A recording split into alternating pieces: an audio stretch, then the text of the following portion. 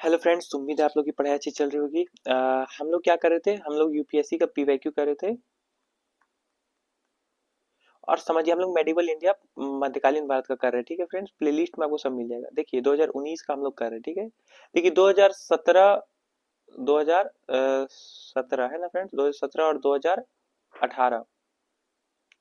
ये 2017 और 2018 में एक एक क्वेश्चन आया था फ्रेंड्स, एक एक क्वेश्चन। और 2019 के अगर स्टूडेंट ये सोचते कि 2018 17 और 18 में एक एक क्वेश्चन आया तो इस साल इसको इस सिलेबस को इग्नोर कर देते और आगे बढ़ते, एक क्वेश्चन जाने का कोई ये नहीं है। ठीक है, ज्यादा बड़ा डील नहीं है कि एक क्वेश्चन है ना ये चला जाएगा। लेकिन क्या यूपीएससी अनसर्टेन है, आपको पता है ये चीज। और फ्रेंड्स अगर अगर अगर आपने इग्नोर किया तो ये क्या होगा, इस साल क्या पूछा गया, इस साल पूछा गया आपको total 5 question friends, 5 question.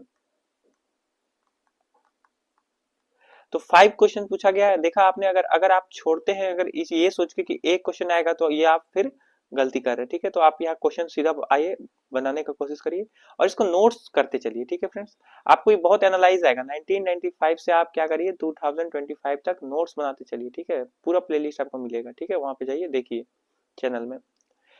Mughal सम्राट के संदर्भ में समझिए, मुगल सम्राट के संदर्भ में समझना है आपको कि देखिए जब आप वहां यूपीएससी का प्री का जो ओरिजिनल एग्जाम है वो आप देंगे, मॉक नहीं फ्रेंड्स, जो ओरिजिनल एग्जाम होता है वो आप जब देंगे तो वहां पे मिक्स क्वेश्चन आते हैं ना। वहां ये थोड़ी आएगा सेक्शन वाइज कि ये मुगल काल का है, ये इसका है, प्राचीन का, ये मध्यकालीन। तो वहां तुरंत अपने दिमाग को क्या करना है, Mughal time period, medieval time में आपको ले जाना है। ठीक है, और वहां पे दो शब्द दिए गए हैं, जागीरदार और जमींदार, इनके बीच में क्या है, अंतर बताना है आपको। तो जागीरदार और जमींदार ये बेहतरीन से मुगल टाइम में बताया गया है। तो आप अगर एनसीईआरटी नहीं पढ़े उस ढंग से तो मेरे प्लेलिस्ट में जाइए, एनसीईआरटी मेरे साथ पढ़िए, देखिए आपको वो उस तरीके से आपको पढ़ने को मिलेगा। जागीरदारों के पास न्यायिक और पुलिस दायित्वों के एवज में भूमि आवंटन का अधिकार होता था। तो जागीरदारों के बारे में क्या बताया गया है कि इसके पास न्यायिक और पुलिस दायित्वों के एवज में भूमि आवंटन का अधिकार होता था। क्या ऐसा था फ्रेंड्स, बताइए। उसके बाद समझिए जमींदारों के बारे में समझिए। जमींदारों के बारे में क्या बताया गया है, जमींदारों के पास राजस्व अधिकार होते थे तथा उन पर राजस्व उगाही को छोड़कर अन्य कोई दायित्व पूरा करने की बाध्यता नहीं होती थी। ऐसा समझ रहे हैं आप ये चीजें। आगे चलिए दूसरा ऑप्शन समझते हैं। दूसरा ऑप्शन क्या बता रहा है, दूसरा ऑप्शन बता रहा है फ्रेंड्स आपको कि जागीरदारों को किए गए भूमि आवंटन वंशानुगत होते थे, यानी कि जो भूमि आपको मिलेगा वो वंश के बाद वंश, मतलब एक के बाद दूसरे को मिलेगा। और जमींदारों के बाद क्या मिल रहा है, उनके बेटे, ऐसा है ना। और जमींदारों के क्या बोल रहा जा रहा है, जमींदारों के राजस्व अधिकार जो वंशानुगत नहीं होते थे, यानी कि उनके पुत्रों को नहीं मिलते थे। तो नीचे दिए गए क्या करना है आपको, कूटों का इस्तेमाल करना है। नीचे दिए गए कूटों का इस्तेमाल करिए और उत्तर देने का कोशिश करिए। केवल एक, केवल दो, एक और दो दोनों, और ना तो एक और ना ही दो। फ्रेंड्स हमेशा यूपीएससी के स्टूडेंट क्या करते हैं, यूपीएससी से एक शिकायत रहता था कि ऑप्शन डी, जो न तो एक और न ही दो, जो ऑप्शन रहता है फ्रेंड्स उसको कभी भी यूपीएससी नहीं पूछता है, वो बेकार में दिए रहते हैं, ऐसा लोग सोचते हैं। एस्पिरेंट जो नए एस्पिरेंट है वो ऐसा सोचते हैं।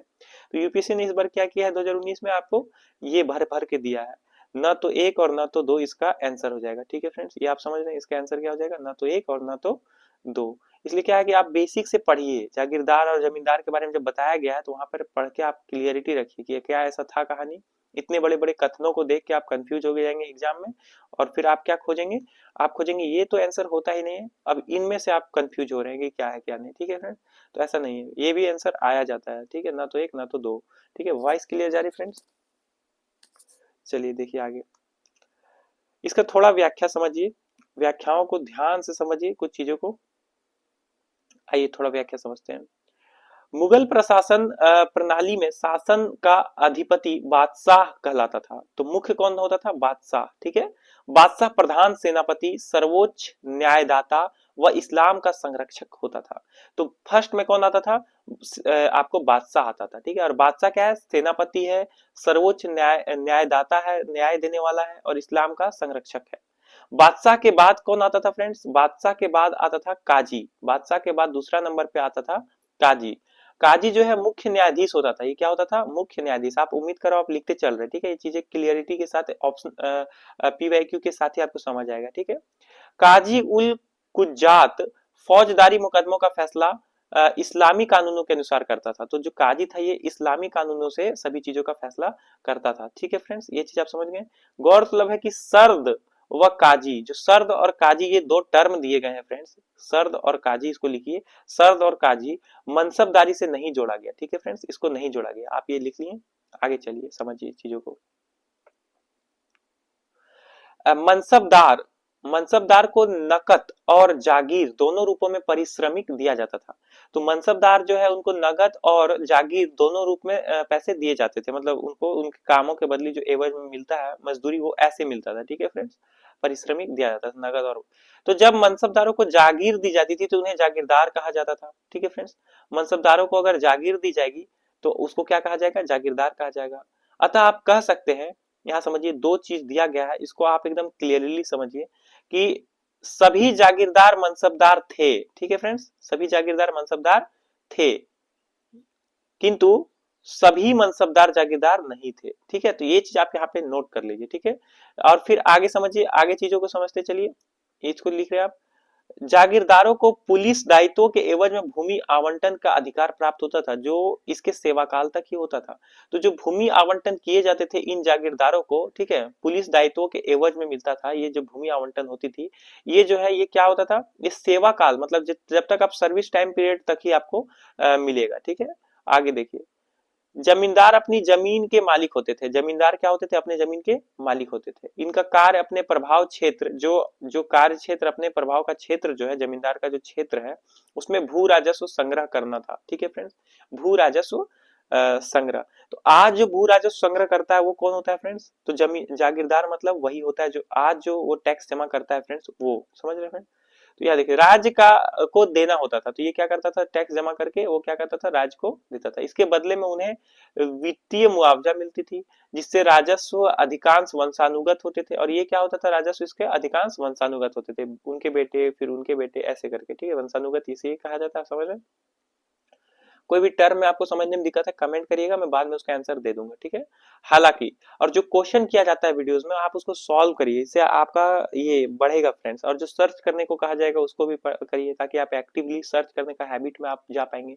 एक लॉन्ग प्रोसेस है फ्रेंड, मैराथन इसीलिए बुलाता है, इसमें आपको एक प्रिपरेशन की जर्नी में ही आपको पूरा ट्रेनिंग हो रहा है फ्रेंड्स। ठीक है, आप साथ में ही ट्रेनिंग कर रहे हैं, तो आपको जो कहा जा रहा है वो करिए साथ में। ठीक है, हालांकि इसका मुख्य दायित्व तो राजस्व उगाही होता था। इसका मुख्य दायित्व क्या होता था फ्रेंड, राजस्व उगाही, मतलब राजस्व लेके राज्य को जमा करना। किंतु कुछ अतिरिक्त वे अन्य को कुछ खास किस्म की सेवाएं खिदमत देते थे, कभी कभी वे कुछ अन्य खिदमत भी देते थे। ठीक है फ्रेंड्स, आइए कुछ और चीजें समझते हैं। ज्यादातर जमींदारों के पास अपने किले होते थे, आप समझ रहे फ्रेंड्स, अपने किले होते थे और अपनी सैनिक टुकड़ियां भी, जिसमें घुड़सवारों, तोपे खाने, पैदल सिपाही जत्थे होते थे। आप समझ रहे हैं जमींदारों की ताकत, आप समझ रहे हैं कि उस टाइम पीरियड में तोप खाने, घुड़सवार, छोटी सैनिक टुकड़ियां और पैदल सिपाही ऐसा सब रखते थे, और किले भी होते थे अपने। तो एक राजा से कम नहीं था फ्रेंड्स, जमींदारों का बहुत ताकत होता था, बहुत रिच होते थे। और यहाँ पे एक चीज और समझिए कि आवश्यकता पड़ने पर क्या होता था, आवश्यकता पड़ने पर वे सैनिक संसाधन भी राज्य को उपलब्ध कराते थे। तो ये चीजें समझिए, आगे देखते हैं। आंसर मैंने बता दिया आपको। क्वेश्चन नंबर 2 सॉल्व करिए, क्वेश्चन नंबर 2 सॉल्व करिए। आइए क्वेश्चन नंबर 2, निम्नलिखित कथनों पर विचार करिए। दिल्ली सल्तनत के प्रशासन में राजस्व वसूली प्रभारी को आमिल कहा जाता था। तो यहाँ क्वेश्चन नंबर 2 क्या है कि जो दिल्ली के सल्तनत काल का जो राजस्व प्रशासन का मुख्य जो राजस्व वसूली करता था, देखिए राजस्व जो टैक्स वसूली करता है, इसे यूपीसी पूछ रहा है, क्योंकि पता है यूपीसी को कि टैक्स जो होता है, कर जो होता है, ये बहुत इंपॉर्टेंट होता है राज्य को चलाने के लिए। तो जो जो मुख्य चीजें हैं उसका जो मुखिया है, जो उसका मुख्य रूप से है, उसको क्या करना होगा, आपको प्रभारी क्या, उसको नाम क्या है वो सब याद रखना होगा। तो उसको क्या कहा जाता था, आमिल। आप क्वेश्चन है कि अभी जो टैक्स वसूली किया जाता है उसका क्या नाम होता है, उसको आप लिखिए, कमेंट करिए, जो टैक्स वसूलता है उसको क्या कहते हैं। दिल्ली सल्तनत काल में, तो ये वाला क्या हो गया, दिल्ली सल्तनत के राज में जो राजस्व प्रशासन में राजस्व वसूली करता था उसको क्या कहता था, आमिल। ये बिल्कुल सही कथन है। आगे देखिए दूसरा नंबर, दिल्ली सल्तनतों की इकता प्रणाली, आप समझ रहे हैं, एक प्राचीन देशी संस्था थी। क्या ऐसा था, ये प्राचीन देशी संस्था थी? नहीं फ्रेंड्स, ये दिल्ली सल्तनत के काल में ही आई हुई प्रथा थी, इकता प्रणाली। ठीक है, तो ये कथन गलत हो जाएगा फ्रेंड्स, है ना। आगे देखिए, मीर बख्शी का पद दिल्ली के खिलजी सुल्तानों के शासनकाल में अस्तित्व में है। क्या ऐसा हुआ था दिल्ली के सुल्तान के टाइम में ये मीर कासिम आया था? नहीं फ्रेंड्स, ये मीर कासिम जो मुगल टाइम पीरियड में आया था ना, मुगल। आप लोग को ये सब चीजें याद रखनी होगी, ठीक है। उपयुक्त में से कौन सा ऐसे कथन सही है, यहाँ समझिए, केवल एक, एक और दो दोनों, केवल तीन और केवल एक और दो तीन, ठीक है। तो मैंने इसका बताया आंसर क्या हो जाएगा इसका, यहाँ समझिए इसका आंसर क्या हो जाएगा, इसका आंसर हो जाएगा केवल तीन, ठीक है। आगे चलिए, केवल तीन यानी एक मिनट फ्रेंड्स, केवल एक है ना, केवल तीन नहीं, केवल एक, यानी कि ये वाला गलत था, मैंने बताया आपको, और ये वाला गलत था, और ये एकदम सही है, ठीक है। आमिल के बारे में आइए थोड़ा व्याख्या समझिए। दिल्ली सल्तनत के राजस्व प्रशासन में राजस्व वसूली के प्रभारी को क्या कहा जाता था? आमिल कहा जाता था, ये आपने समझा। और इक्ता प्राचीन देशी प्रणाली नहीं थी, मैंने बताया आपको, ये दिल्ली सल्तनत के काल में ही आपको विकसित हुई थी, ठीक है। ये चीज आप समझ गए। भारत में सर्वप्रथम इक्ता जो है मोहम्मद गौरी कुतुबुद्दीन ऐबक हासी को इक्तेदार बनाया गया, ठीक है। तो इक्ता प्रणाली जो है ये कौन, मोहम्मद गौरी लाया सर्वप्रथम, और उसने क्या किया, कुतुबुद्दीन ऐबक को हासी के रूप में इक्तेदार बनाया, हासी का इक्तेदार बनाया। किंतु इक्ता जो है, इक्ता सुव्यवस्थित रूप से देने का श्रेय इल्तुतमिश को ही जाता है। लेकिन ये चीजें है फ्रेंड्स, लेकिन इक्ता के विषय में क्या है, इक्ता जो है इल्तुतमिश दिया है सुव्यवस्थित रूप से, ठीक है। इक्ता के बारे में इल्तुतमिश जब आप पढ़े, आप जब एक मिनट देखिए, इल्तुतमिश जब आप पढ़े, आप जब मोहम्मद गौरी पढ़े, आप जब कुतुबुद्दीन ऐबक पढ़े, तो क्या करना है आपको, ये इक्ता प्रणाली को समझना है कि वो कैसे शुरुआत हुआ, मोहम्मद गौरी ने किया, कुतुबुद्दीन को बनाया, लेकिन जो सुव्यवस्थित रूप से दिया गया वो आपको इल्तुतमिश को दिया गया, ठीक है। वही इसका शुरुआत किया। यहाँ देखिए, एक मिनट, आगे क्वेश्चन देखते फ्रेंड्स। गौरतलब है कि इक्ता इक्ता के बारे में समझिए। इक्ता क्या होता था कि एक भूमि क्षेत्र होता था जो सैनिकों व असैनिकों अधिकारी, मुख्यतः सैनिकों को, लेकिन असैनिक कुछ अधिकारियों को भी उस क्षेत्र के प्रशासनिक संचालन के लिए दिया जाता था। ऐसा नहीं कि वो जमीन उनको दिया जाता था, वहां संचालन करने के लिए उनको दिया जाता था। किसी भी अवस्था में इक्तेदार उस भूखंड के स्वामी नहीं हो सकते थे, यानी कि अगर आपको वो जमीन दिया गया है तो आप कोई भी परिस्थिति में उसका मालिक नहीं बन सकते थे। अगर आपको दे दिया जाए तो आप उसका मालिक बनने की चेष्टा करेंगे, कई लोग करते थे, इसलिए कहा जाता था कि उन्हें स्वामी नहीं बनाया जा सकता। वे तो केवल पैदावार के लागत के उपभोग को स्वामी हो सकते थे, यानी कि मान लीजिए कि ये इतना बड़ा भूमि का टुकड़ा आपको इक्ता के रूप में मिला, तो आप ये भूमि का पूरा स्वामी नहीं हो जाएंगे फ्रेंड्स। यहाँ जो उगाए गए फसल है और उसे बेच के जो आया गया इनकम है वो आप सिर्फ ले सकते हैं। आप समझ रहे फ्रेंड, यहाँ देखिए। और बड़े इक्तेदारों को क्या कहा जाता था, मुक्ता, वली या मलिक भी कहा जाता था। तो ये चीज आप समझिए, ये नाम लिख लीजिए कि बड़े इक्तेदारों को क्या क्या कहा जाता था। मीर बख्शी के बारे में समझिए, मीर बख्शी के बारे में एक मिनट फ्रेंड्स, मीर बख्शी के बारे में समझिए। मीर बख्शी जो है, मीर बख्शी का पद जो है, मैंने बताया था, ये दिल्ली के खिलजी सुल्तानों के शासनकाल में नहीं बल्कि मुगल पीरियड में आया था। मीर बख्शी जो है ये मुगल पीरियड में आया, मैंने ऊपर बताया आपको ऑप्शन में, देखिए यहाँ पे, यहाँ बताया था ना, मीर बख्शी जो है ये मुगल पीरियड में आया था, ठीक है। आगे चलिए देखिए, मुगल पीरियड में आया था, ठीक है। सल्तनत काल में दीवान ए आरिज सैन्य विभाग का प्रमुख होता था। तो ये आप नोट कर लीजिए कि सल्तनत काल में दीवान ए आरिज क्या होता था, सैन्य विभाग का प्रमुख होता था फ्रेंड्स। आगे देखते हैं फ्रेंड्स, कुछ आगे के क्वेश्चंस बनाते हैं। क्वेश्चन नंबर 3 देखिए, इसको बनाने की कोशिश करिए, निम्नलिखित कथनों पर विचार करिए। संत निम्बार्क कर है ना, निम्बार्क अकबर के समकालीन थे, क्या ऐसा था फ्रेंड्स, अकबर के समकालीन थे क्या ये? और फिर संत कबीर शेख अहमद सरहिंदी से अत्यधिक प्रभावित थे। इनके गुरु का नाम क्या था, आप कमेंट करिए। शेख जो संत कबीर हैं ये अपने गुरु गुरु से बहुत प्रभावित थे, ठीक है फ्रेंड्स, और गुरु का नाम आप कमेंट करिए।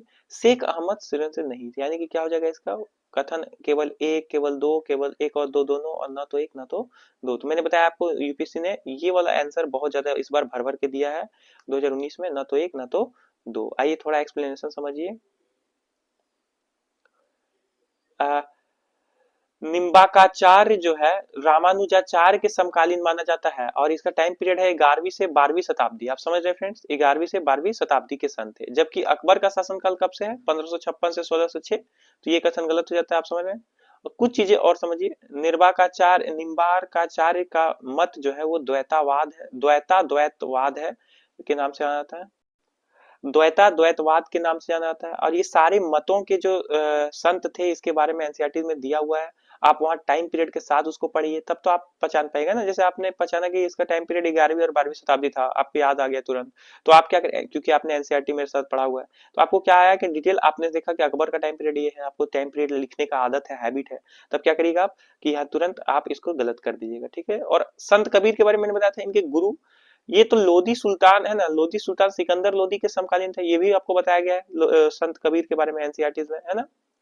तो अपने गुरु रामानंद, मैंने बताया था इनके गुरु जो थे उनका नाम क्या है, रामानंद, यही मैंने आपको कमेंट करने के लिए कहा। तो गुरु जो है रामानंद से अत्यधिक प्रभावित थे, ठीक है। और हिंदू मुसलमान एकता पर ये प्रबल समर्थक थे। तो आप ये चीज समझे, इसका आंसर मैंने आपको बताया। Question number 3। क्वेश्चन नंबर 4 देखिए, मियां तानसेन के संदर्भ में समझिए, ठीक है, निम्नलिखित में से कौन सा कथन, ठीक है। और आप आगे बढ़ गए, ठीक है, इतना पढ़ा और आपने आगे बढ़ गए, ठीक है। एक मिनट समझिएगा यहाँ पे एक चीज, काफी समझदार स्टूडेंट भी ये गलती करते हैं कि मियां तानसेन के संदर्भ में निम्नलिखित में से कौन सा कथन, और आगे बढ़ के ऑप्शन देखने लगते हैं। ये देखना है कि सही नहीं है पूछा है फ्रेंड्स, ये एकदम मैं बार बार मैं जोर देता हूँ कि ये क्वेश्चन का हैबिट डाली, क्योंकि ये बार बार आपका जाना हुआ क्वेश्चन गलत करने का क्षमता रखता है ये क्वेश्चन का पैटर्न। क्योंकि सही आगे बढ़ गया आपने तो गलत हो जाएगा, सही नहीं है, आपको ये पूरा देखना है, ठीक है। सच बता रहा हूँ, ये बहुत बड़ा ये है, आपको ये जो बहुत सारा बार मॉक दिए होंगे वो समझते होंगे इन चीजों को, ठीक है। आइए आप मॉक देते रहिए, देखिए मेरे साथ, आप समझ जाइएगा। यहाँ समझिए कि तानसेन के संदर्भ में कौन सा सही नहीं है पूछा है, ठीक है फ्रेंड्स। तो बताइए कि सम्राट अकबर द्वारा इन्हें दी गई उपाधि तानसेन थी, क्या ऐसा हुआ था। दूसरा, तानसेन ने हिंदू देवी देवताओं के संबंधित ध्रुव पदों की रचना की थी, ठीक है फ्रेंड्स। तानसेन ने अपने संरक्षकों के संबंध में गाने की रचना की थी, ठीक है फ्रेंड्स। तानसेन ने अपने रागों के मौलिक रचना की, अनेक रागों की मौलिक रचना की थी। तो एकदम बेसिक चीजें हैं। तानसेन का संदर्भ संगीत से है, तो आप ये सब चीजें कंफ्यूजन ना हो, ये सब एकदम सही है, ठीक है, एकदम सही है। लेकिन ये जो है कि तानसेन का जो उपाधि है ये अकबर ने दिया था, ये क्या सही है बताइए। तो यहाँ इसका आंसर करिए, इसका आंसर क्या हो जाएगा, क्या गलत है इसका, इसका गलत हो जाएगा ए, क्या हो जाएगा ए, ठीक है, ए इसका गलत है, बाकी सब सही है, ये आंसर है। आगे चलिए, व्याख्या समझिए, थोड़ा सा एक्सप्लेनेशन समझिए। तानसेन अकबर के नवरत्नों में से एक थे। आपको पता है कि अकबर जो है नवरत्न रखते थे, है ना, जो अनेक अनेक क्षेत्रों में थे, आपको पता होगा। ये मुगल दरबार के प्रसिद्ध संगीतकार थे। इनका संबंध क्या है, तानसेन का संबंध क्या है, मुगल काल का ये संगीतकार थे। हिंदू देवी देवताओं गणेश शिव पार्वती, एकदम same as it is NCERT से उठाया गया नहीं लाइन, देखिए यहाँ पर हिंदू देवी देवताओं गणेश शिव पार्वती आदि के संबंधित में ध्रुव रचनाओं की ध्रुव पदों की रचना की करने के साथ साथ अनेक रागों जैसे मियाँ मल्हार, मियाँ की सारंग, मियाँ की तोड़ी, दरबारी कन्हड़ा आदि के मौलिक रचनाएं की। आपको पता है कि ये हिंदू देवी देवताओं के जैसे गणेश शिव पार्वती जैसे संबंधों पे ध्रुव पदों की रचना की, ठीक है, ये आप समझ गए। और अनेक रागों जैसे ये सब मियाँ मल्हार, मियाँ सारंग, मियाँ तोड़ी, दरबारी कन्हाड़ा आदि जैसे चीजों की मौलिक रचनाओं की। इसके अतिरिक्त इन्होंने अपने संरक्षकों को संबंध में गाना किया, जो उनके संरक्षक थे उनके संबंधित में गाना की रचना भी की। तो इन चीजों को लिखिए आप, आगे चलिए समझिए। तानसेन के बचपन का नाम क्या था, आप ये समझिए। तानसेन का उपाधि के बारे में जो क्वेश्चन था जो गलत है उसके बारे में समझिए थोड़ा, कि तानसेन का बचपन का नाम था रामतनु पांडे। आप ये लिख लीजिए, रामतनु पांडे। ग्वालियर के राजा मान सिंह तोमर या उसके पुत्र राजा विक्रमाजीत, इन दोनों के ही साक्ष्य संदर्भ में मिलते हैं। उन्हें तानसेन की उपाधि प्रदान की। कौन तानसेन का उपाधि प्रदान किया आपको, मानसिंह तोमर या उसके पुत्र राजा विक्रमाजीत, इन दोनों के ही साक्ष्य संदर्भ में उपलब्ध। तो या तो ये किया मानसिंह तोमर या उसका पुत्र किया राजा विक्रमाजीत। तो समझ रहे फ्रेंड्स, इन दोनों में से कंफ्यूजन, दोनों के प्रति साक्ष्य मिलता है। इतिहासकारों ने एक वर्ग का मानना है, इतिहास का जो हिस्ट्रियन का है एक वर्ग है, उसका ये मानना है कि रवि नरेश रामचंद्र सिंह ने उन्हें तानसेन की उपाधि दी। तो ये भी आप याद रखिए। एक मिनट फ्रेंड्स, हाँ देखिए, अकबर ने भी उन्हें कुछ उपाधि दी थी, उसका नाम है मियाँ, है ना। अकबर ने उन्हें मियाँ की उपाधि प्रदान की थी, ठीक है, याद रखिएगा, ये उपाधि अकबर ने दिया था, इसको लिख लीजिए। आगे चलिए फ्रेंड्स, देखिए इसमें 5 क्वेश्चन था, मैंने बताया था ये लास्ट क्वेश्चन है, ठीक है फ्रेंड्स। इसको आपको क्या करना है, सॉल्व करने का कोशिश करना है। क्वेश्चन नंबर 5, निम्नलिखित में से किस मुगल सम्राट ने सचित्र पांडुलिपियों से अध्ययन से ध्यान हटाकर चित्राधार एल्बम, है ना, और व्यक्तिगत रूप चित्रों पर अधिक जोर दिया। तो ऐसा कौन सा मुगल टाइम पीरियड में सचित्र पांडुलिपियों से हटाकर जो एक एल्बम के रूप में व्यक्तिगत चित्रों का है उसको जोड़ दिया, ये कौन था चित्रकारी में? आपको सारा कंफ्यूजन दूर होना पड़ेगा। हुमायूं, अकबर, जहांगीर, शाहजहां, बताइए। इसमें कोई भी क्वेश्चन में इस टाइप का चित्रकारी, मुगल काल में चित्रकारी से संबंधित आ रहा है तो अधिकांशतः उसका आंसर हमेशा जहांगीर होता है फ्रेंड्स। आपको पता होगा ये चीज, ये आपने बना भी लिया होगा, ये थोड़ा इजी था। आइए समझिए। मुगल चित्रकला के अंतर्गत जहांगीर के काल में सचित्र पांडुलिपियों के स्थान पर व्यक्तिगत रूप चित्रों या चित्राधार एल्बम शैली का ज्यादा जोर दिया गया। इसके अतिरिक्त अलंकृत हाशिए का विकास। हाशिए मतलब जैसे कि हाशिए क्या होता है फ्रेंड्स? आपको साइड साइड वाले जो छोड़ दिए जाते हैं उसको हाशिए कहा जाता है ना फ्रेंड्स। तो हाशिए में क्या किया गया? अलंकृत किया गया। देखिए हाशिए का विकास हो, क्या अलंकृत हाशिए। जैसे एक पेज है फ्रेंड्स, समझिए ये एक पेज है और यहाँ पे एक चित्र है फ्रेंड्स, यहाँ पे एक चित्र है। तो ये जो हाशिए छोड़ दिए जाते थे, ये जो हाशिए छोड़ दिए जाते थे फ्रेंड्स, आप समझ रहे हैं, ये जो हाशिए छोड़ दिए थे यहाँ पे अलंकृत किए गए चित्र, ठीक है। इससे क्या हुआ कि चित्र और भी बहुत बेहतरीन दिखने लगा, ठीक है। का विकास प्रकृति पर अधिक सजीव और बारीकी चित्रण जहांगीर काल की चित्रकला की विशेषता थी। तो जहांगीर के टाइम पीरियड का जो चित्रकला का विशेषता ये था। हम लोगों ने क्या किया, 2019 तक का कंप्लीट कर लिया है पीवाईक्यू। मेडिवल इंडिया का है ना, मध्यकालीन भारत का। और प्राचीन भारत का प्लेलिस्ट आप जाइए, 1995 से आपको सब मिल जाएगा, ठीक है फ्रेंड, 1995 से 2025 तक। तो इसको आप देखते चलिए और जुड़े रहिए, है ना। Thank you friends.